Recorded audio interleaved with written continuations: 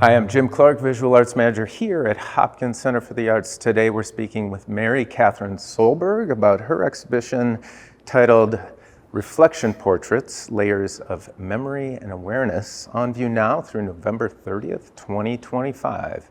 Mary, welcome. Thank you. Thank you, Jim. Thank you for having me. I really appreciate it. We're happy to have you back. We were just chatting about how our first of this series happened with you back during a COVID closure, kind of the origins of it. Right. It's evolved somewhat, and we're really excited to have you back with a fresh body of work. That's right, yes. Yeah. You self-describe as a mixed media artist, and that's a broad array and kind of an umbrella term that is representative of many different approaches. What does that mean to you? Well, it's mixed media means I use all different media, which is really, really good for me because I'm not a really linear person, and I don't think I've ever used just one media. So just the way that I work, and I'm more about trying to create an effect or an emotion or sometimes an illusion.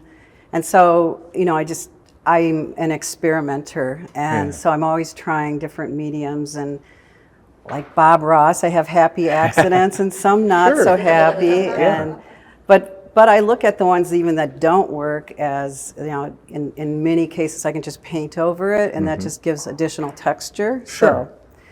So, but yeah, I've experimented with lots of different media, and that's what I intend to continue doing. I really enjoy it, and I'm always going to be an experimenter. So, yeah.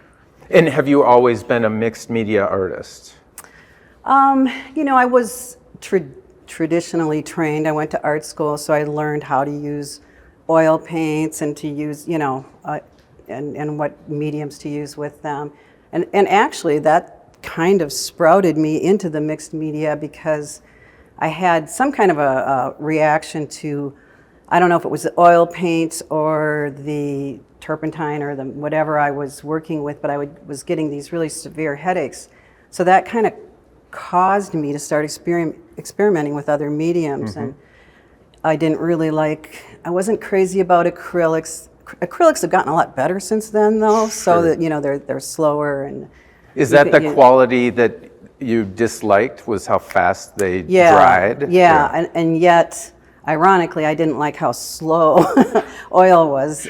So it was I wanted something in between. And so one of my main, I guess, mediums that I use is oil pastels, but I use a particular brand that is actually developed by Pablo Picasso, and he wanted it to be something like oil, but that you could use on other medium like glass or stone, and something that dried more quickly because he was impatient also. He wanted to move on. So it really, this particular type of oil pastel has all sorts of qualities that once I discovered them, I enjoy using them in all sorts of different ways. So, yeah. With the happy accident element that you referred to, do you really hope for those things to happen, or do they happen incidentally and then you embrace them? I would like to say they were planned out, and I technically figured out exactly what was. A lot of times it is a bit of a happy accident, and then I realize, so if I did that, it kind of creates this effect, and so. I think I'm more of a happy accident than a true plan out, And do you appreciate, does that excite you? Very much, very much. I really enjoy the process, and I really enjoy experimenting. I couldn't do the same thing over and over. I just really enjoy playing around, and it's fun for me.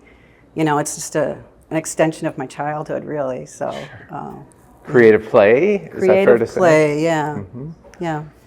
Is there a specific medium that tends to serve as your springboard, your jumping off point, like how you start each one and then you move on to something else? Or is it more intuitive and you grab what you're, we'll say, quote unquote, feeling that moment? In terms of materials, I do use like charcoal and pencil graphite too, to sort of sometimes just to sort of sketch things out on the canvas. Sure. So yeah, and I use a lot of times I use really darker backgrounds, so I will use a white charcoal. So there's that. So, but yeah, I kind of start depending on the piece. I may build up the background and play around with some color and collage and then sketch over that. But I usually start sort of sketching things out right on the canvas. Sure. So. What's the inspiration for this specific body of work? I mean, it's just reflection portraits, right? Yeah. It's broad, and it's, and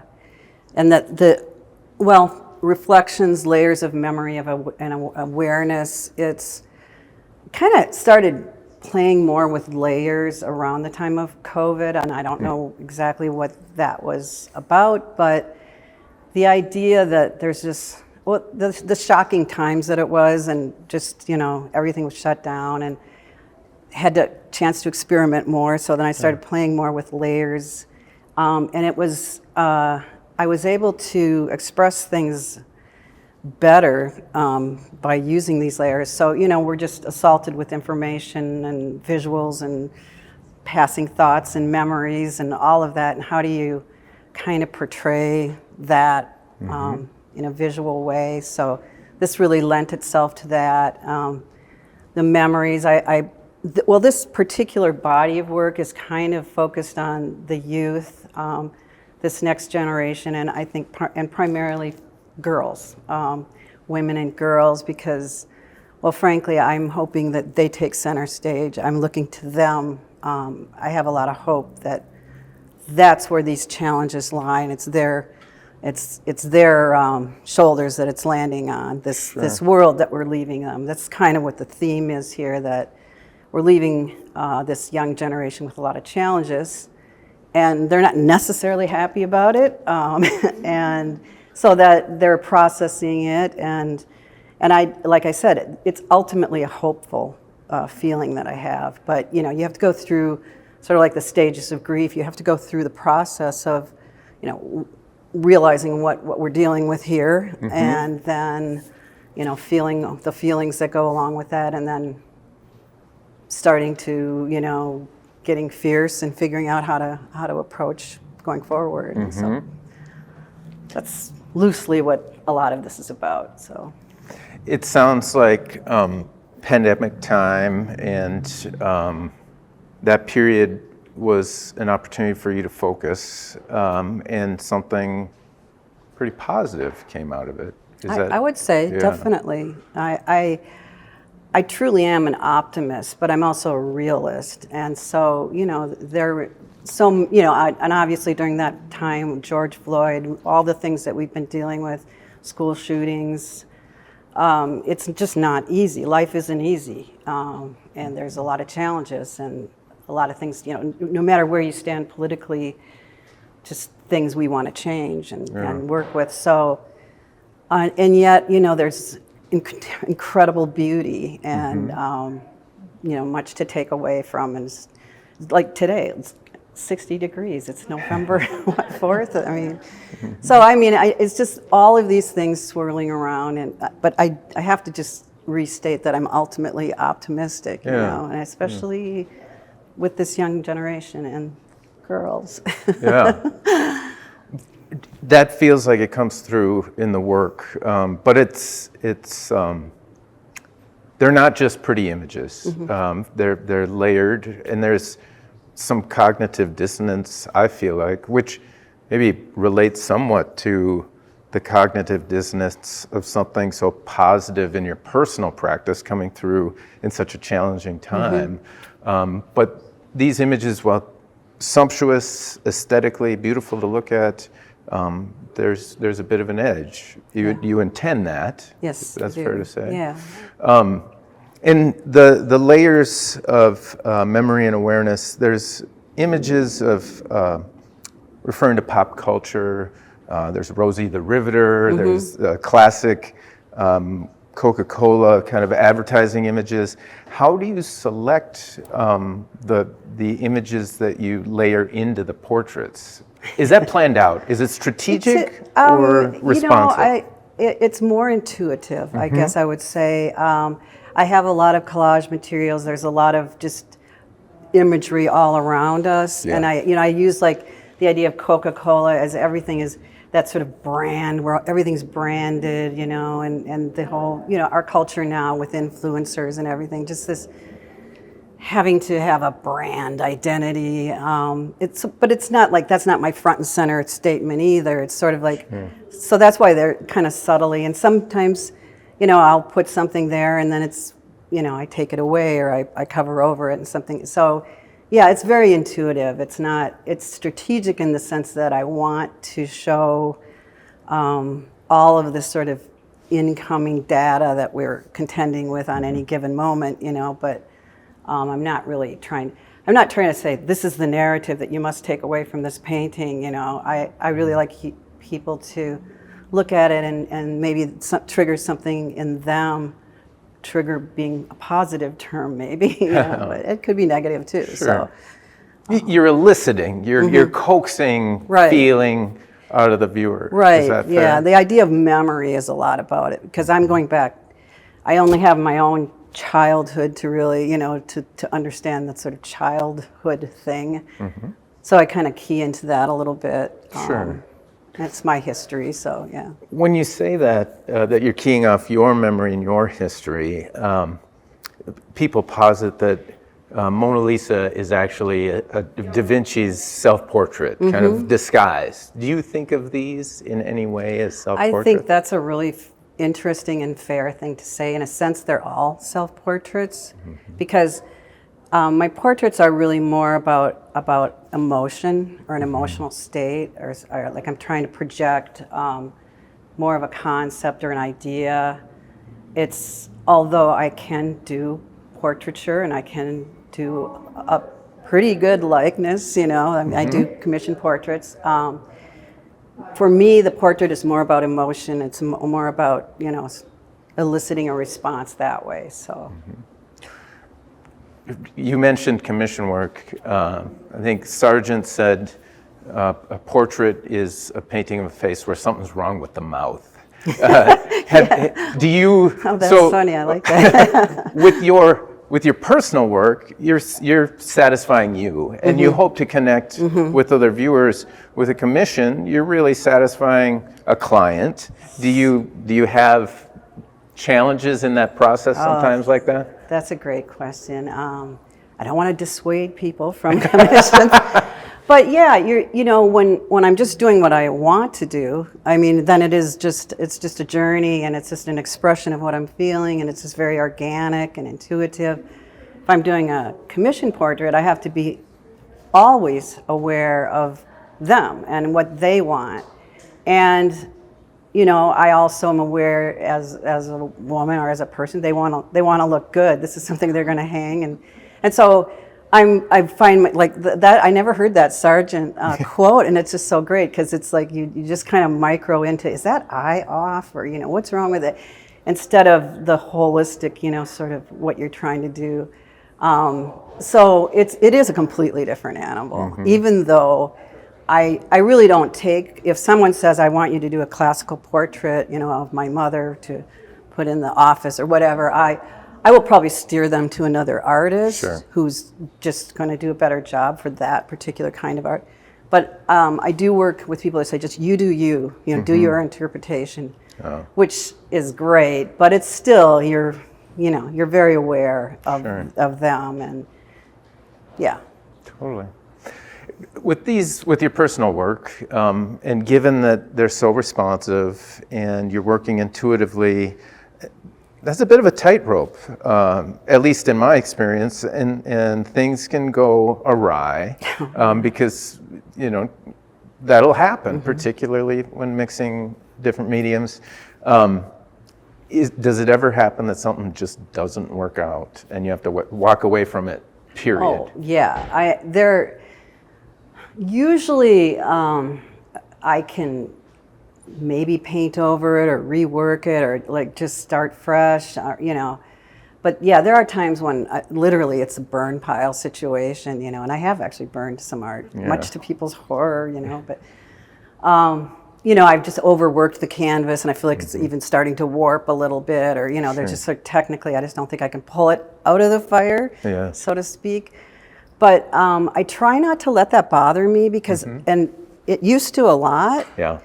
And then I kind of allowed myself this, okay, the worst case scenario is, okay, you walk away from it or you paint over it. And once I kind of gave myself that permission to just experiment and be willing to fail, my work got better. It really did, yeah.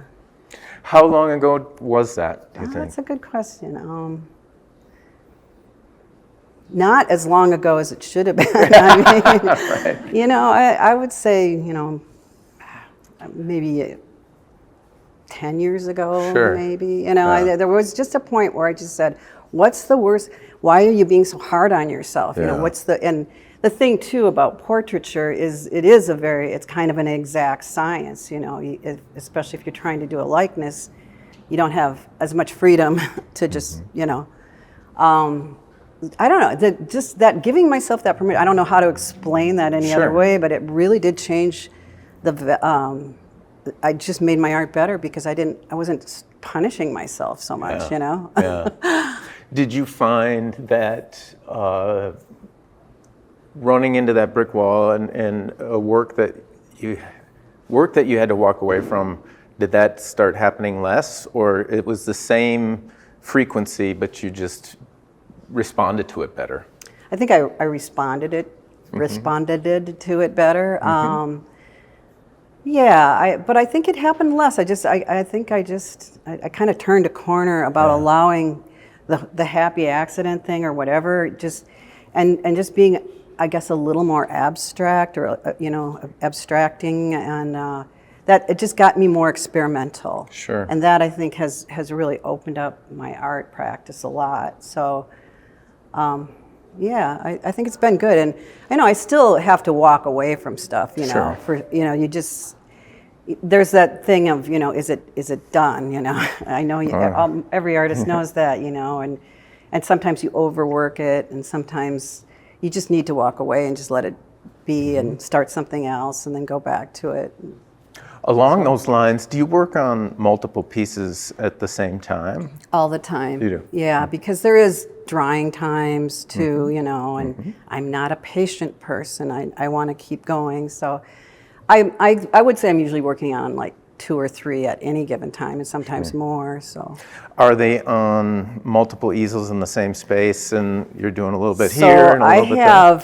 I work some work on, part of the work I do on a flat surface, so I've got that, where I don't have to bend way down. I like to just be kind of, so that's about here. And then I've got 2 easels, and then I have a very clever wall with just a bunch of screws in it, so I can just, move things around, and I can also just put it there to look at it, but I can work on there too, because the ways that the screws are spaced, thanks to my husband, you can just set the piece on there and I can actually work on it. So I don't have a huge space. It's in my home, but we've made it as it works pretty well because I work very large too. So, and then Did it take some period of time to develop I'll say the feng shui of your working space and that screw wall and? Yeah, it did.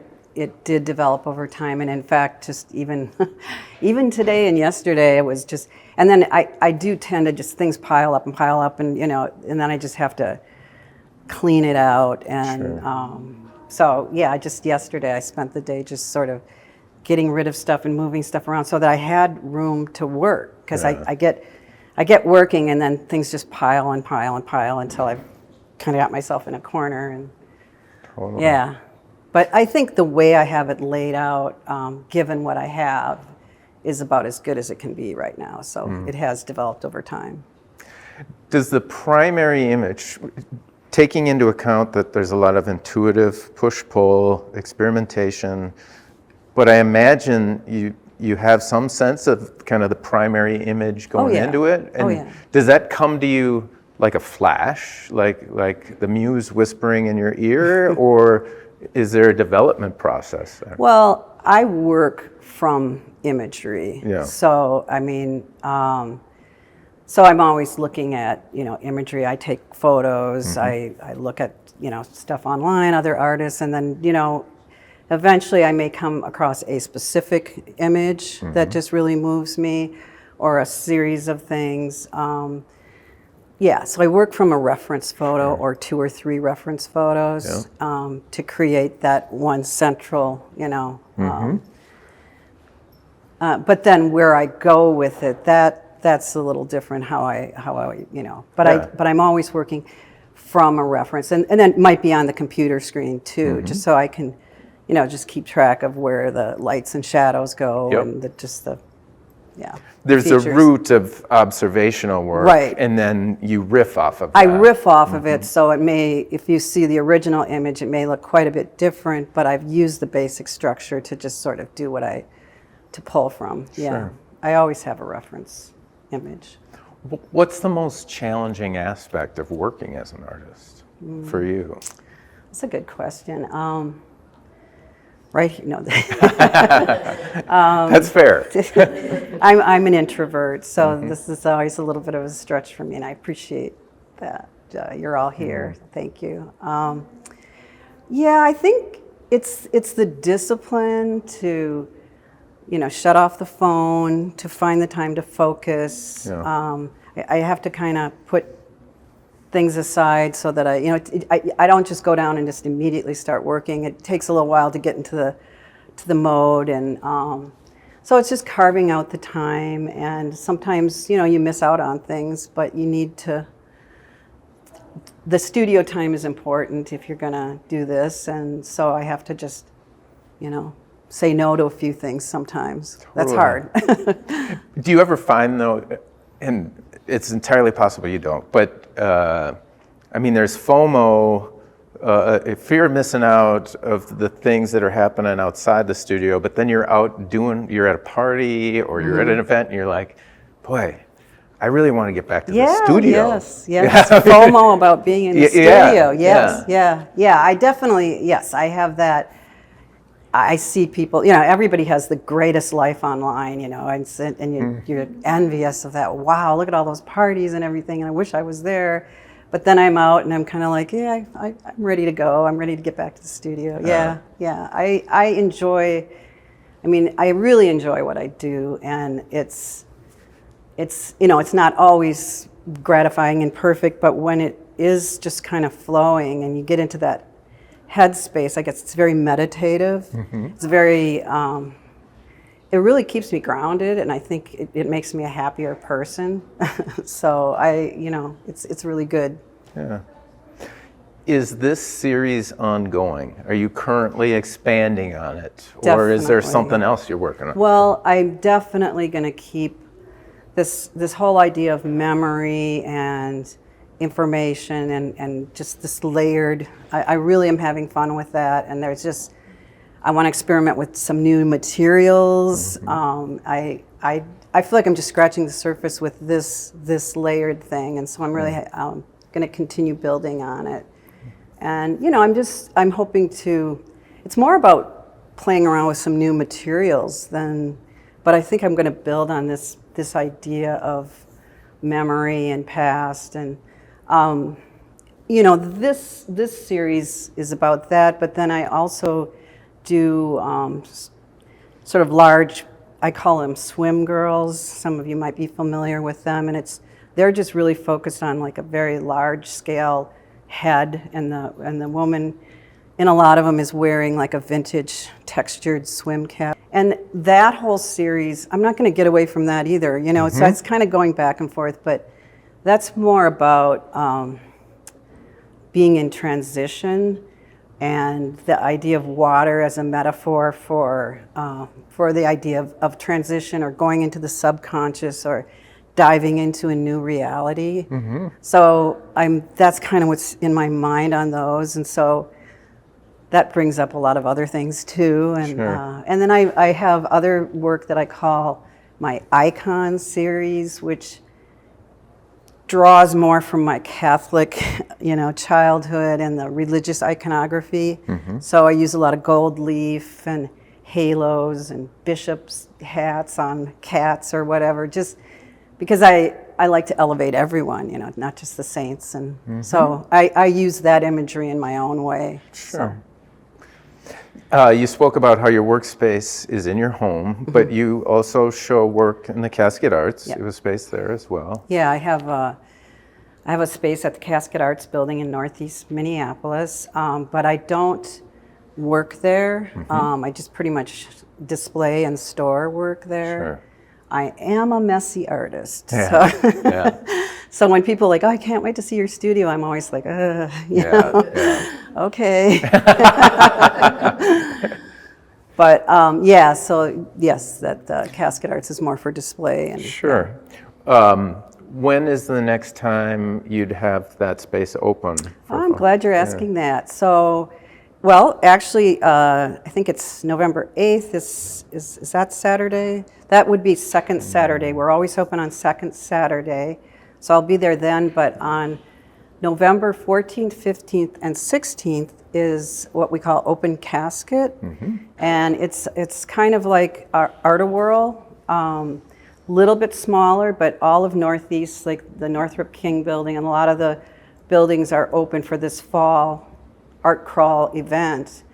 And it's very well attended, and there's lots of music, and there's a speakeasy in the basement at the Casket, and I know Northrop has a lot of stuff going on, but this year I actually am hosting another artist in my space, Susan Horowitz. She's a jeweler. Excellent. So I'm kind of excited about that. And my studio mate is Bonnie Folkerts, and she's a realist, does a lot of animals and nature. And so come on over. It should be fun. Can people expect to see some of the icon series and some of the swim girls as well as the reflection portraits? You'll see everything there. I've got a nice, pretty much everything that I do. And so I kind of have 4 loose general categories that I call my collection. So it's swim girls, icons, animals, and then reflections, which is this more layered stuff. So, Cool. yeah. Let's open it up to questions. Yeah. What about Motel Girls? Yes. You've got 3 paintings there. Could you What's- talk about that? What's that about? Yes.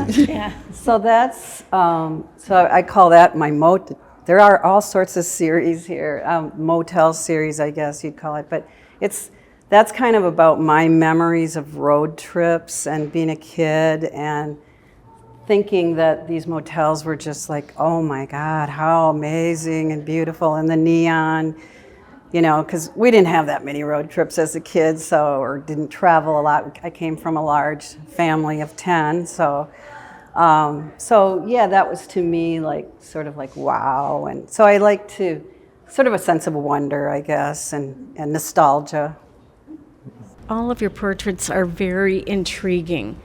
And I'm sitting across from this girl right here with the blue eyes that are staring at me. She is staring at What you. is the inspiration for that one? And could you tell a little bit more about it? Sure. Well, her name is Pink Bow, but I actually found I think it's from the 1930s mugshot of a young girl. So this was when child labor laws were not in play, and she must have done something wrong. But she had this look on her face, and it just seared my soul. I do many variations of the same girl, but it also kind of expresses how I felt at times as a child too. When you perceived an injustice. So that's kind of that it really is from a real photo. But again, I kind of just took it and then I used this sort of that sort of party pretty little dress and bow, and yet, there's this very complex little girl there that's dealing with some stuff. It's kind of a contradiction of what you were all seeing in that picture that Right. she probably would have loved to have been the party She girl would have. and gone to the She party. was probably, working on making those bows, and would have loved to wear them, but that was never an option for her. So, Yeah, it's very interesting. thank you. I've got a process question for you because you had mentioned you start with maybe a darker color. So Right. do you always do like a similar color as sort of your foundational background? And then I guess after that, for the portraits, are you laying out the portrait and the faces and the eyes and then just working in backgrounds, or do you go background first and then focus on the subject?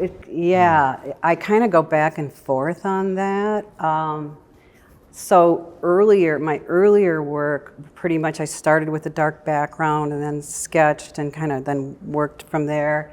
And then when I got more into this layered stuff, I do start with, kind of either a mid-range or a dark background and sketch it in. And then it's just always a play back and forth of, but it's pretty much, yes, I tend to start from a darker background. Is it always the same color? Well, not always. I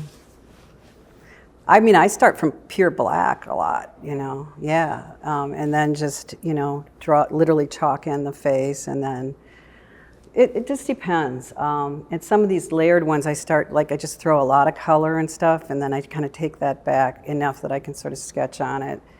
And it's just a back and forth all the time. It's been evolving, actually, yeah. Can you talk about your process of making your layers? I know you use wax, and I'm not sure what kind of material you used on the swim cap, but So I use plaster a lot. So I'll do for example, on this one, a thin layer of plaster, and then I sand it down, and then I apply this dark, almost black background. In this case, it might have been black gesso.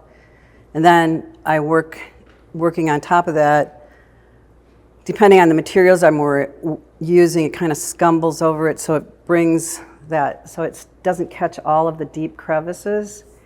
And then I also use a patina to bring those crevices out, because I want to create that kind of aged sort of fresco look. So that's one of the techniques I use to do that. And then this is gold leaf that's kind of randomly pressed on, that brings some of the background comes through on that too. how about on the collar and on her So swim cap? that's also plaster. Oh, it is? Yep. Okay. Thank you. You're welcome. Do you stamp the texture in? I use stencils Okay, a lot. yeah. Yeah. But I also have stamps too Yeah. that I can press right into it. So I kind of use both. And then on some of them you have wax?